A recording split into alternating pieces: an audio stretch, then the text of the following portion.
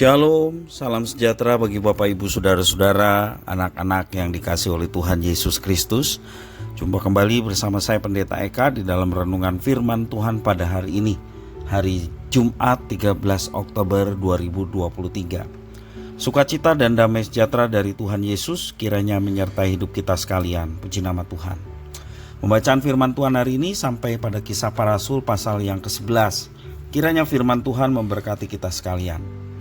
Baik, sebelum kita akan merenungkan bagian firman Tuhan hari ini, mari kita akan berdoa bersama.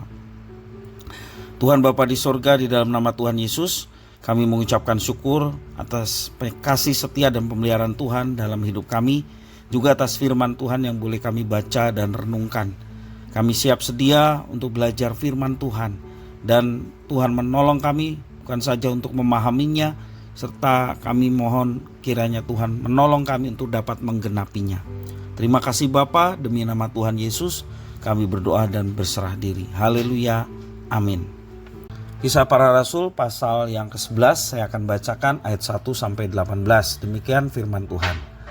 Rasul-rasul dan saudara-saudara di Yudea mendengar bahwa bangsa-bangsa lain juga menerima firman Allah. Ketika Petrus tiba di Yerusalem, orang-orang dari golongan yang bersunat berselisih pendapat dengan dia.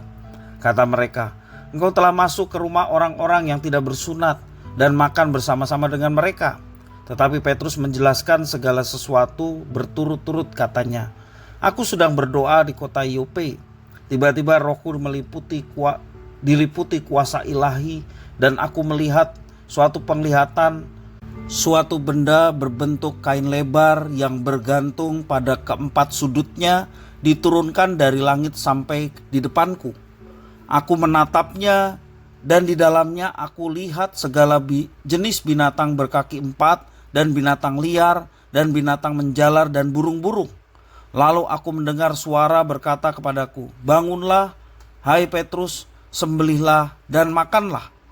Tetapi aku berkata, 'Tidak Tuhan, tidak, sebab belum pernah sesuatu yang haram dan yang tidak tahir masuk ke dalam mulutku.' Akan tetapi untuk kedua kalinya suara dari sorga berkata kepadaku, 'Apa yang dinyatakan halal oleh Allah tidak boleh engkau nyatakan haram.' Hal itu terjadi sampai 3 kali, lalu semuanya ditarik kembali ke langit. Dan seketika itu juga 3 orang berdiri di depan rumah di mana kami menumpang. Mereka diutus kepadaku dari Kaisarea. Lalu kata roh kepadaku, 'Pergi bersama mereka dengan tidak bimbang.' Dan 6 saudara ini menyertai aku. Kami masuk ke dalam rumah orang itu, dan ia menceritakan kepada kami bagaimana ia melihat seorang malaikat berdiri di dalam rumahnya dan berkata kepadanya, 'Suruhlah orang ke Yope untuk menjemput Simon yang disebut Petrus. Ia akan menyampaikan suatu berita kepada kamu yang akan mendatangkan keselamatan bagimu dan bagi seluruh isi rumahmu.' Dan ketika aku mulai berbicara, turunlah Roh Kudus ke atas mereka, sama seperti dahulu ke atas kita. Maka teringatlah aku akan perkataan Tuhan, 'Yohanes membaptis dengan air, tetapi kamu akan dibaptis dengan Roh Kudus.' Jadi jika Allah memberikan karunia-Nya kepada mereka sama seperti kepada kita pada waktu kita mulai percaya kepada Yesus Kristus, bagaimanakah mungkin aku mencegah dia?"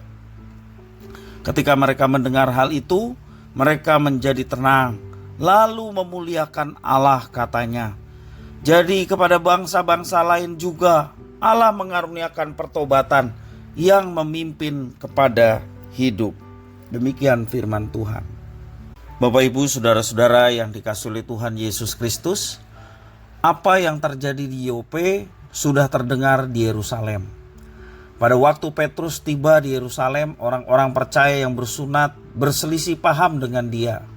Mereka meminta penjelasan mengapa Petrus masuk ke dalam orang-orang yang tidak bersunat dan makan bersama-sama dengan mereka. Bagi orang Yahudi ada larangan untuk bergaul dengan orang-orang yang bukan Yahudi atau masuk ke dalam rumah mereka. Mereka berpikir bahwa Petrus sengaja melakukan hal itu. Petrus pun menjelaskan bahwa dia melakukan itu karena Roh Kudus, Roh Allah yang memimpinnya untuk melakukan itu. Dia menceritakan bagaimana Tuhan Allah sampai 3 kali memberikan peringatan agar meruntuhkan pemahaman-pemahaman haram dan tidak haram yang tertulis dalam ayat 5 sampai yang 10. Dia menceritakan bahwa Tuhan Allah juga telah menampakkan diri kepada Kornelius bahwa Petrus akan menyampaikan berita keselamatan bagi seisi rumahnya.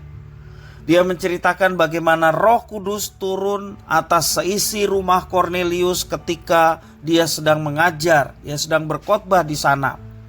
Dia melakukan semua itu karena Tuhan Allah telah membuka jalan.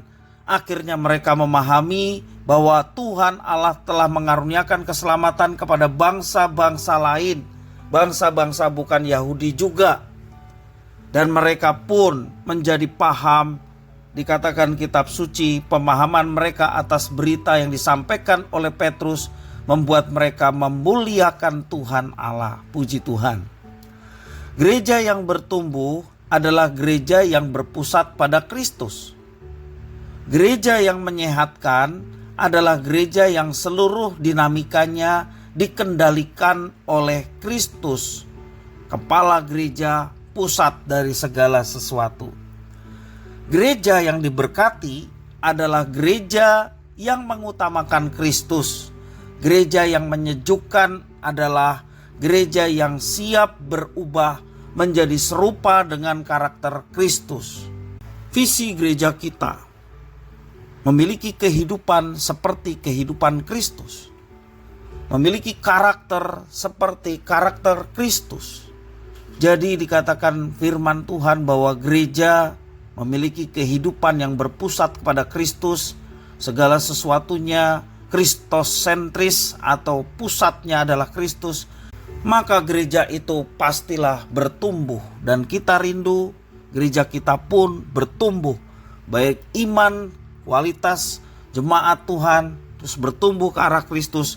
Demikian juga ditambahkannya jiwa-jiwa baru bagi kemuliaan Tuhan yang menjadi anggota gereja. Bapak Ibu Saudara-saudara, gereja yang berbuah adalah gereja yang bersuka cita karena mengenali pekerjaan Tuhan Allah yang nyata di tengah-tengah umatnya. Tuhan percayakan saat ini tidak kepada manusia lain. Tuhan percayakan saat ini hanya kepada umatnya, dan umatnya itu adalah gereja. Sungguh penting bagi setiap orang percaya gereja Tuhan untuk terus mengutamakan Tuhan Yesus dalam perencanaan, dalam pengerjaan pelayanan, dan adalah penting bagi seluruh jemaat gereja Tuhan untuk senantiasa mendoakan satu dengan lainnya untuk bertumbuh bersama-sama di dalam Kristus. Kita kiranya berdoa supaya gereja kita senantiasa mengutamakan Kristus dan boleh terus mengalami sukacita karena karya Tuhan yang dinyatakan di tengah-tengah umatnya, Gereja Baptis Indonesia Banyumanik. Bapak Ibu Saudara-saudara, mari kita melibatkan diri. Kita tidak melibatkan diri, Tuhan tidak rugi, kita yang rugi. Ketika kita melibatkan diri di dalam rencananya, sungguh ada sukacita dan kebahagiaan karena kita boleh mengalami penyertaan dan berkat Tuhan yang luar biasa. Tuhan tidak memilih yang lain, Tuhan hanya memilih gerejanya. Karena itu kita yakin akan pilihan Tuhan.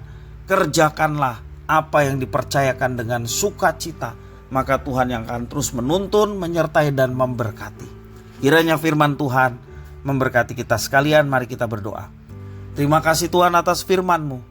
Mampukan kami untuk menjadi pelaksana-pelaksana firman Tuhan, menjadi berkat bagi orang lain, sehingga banyak orang boleh mengenal Tuhan dan boleh mengalami sukacita atas keselamatan yang disediakan bagi orang berdosa yang percaya kepada Yesus Kristus sebagai Tuhan dan Juru Selamat.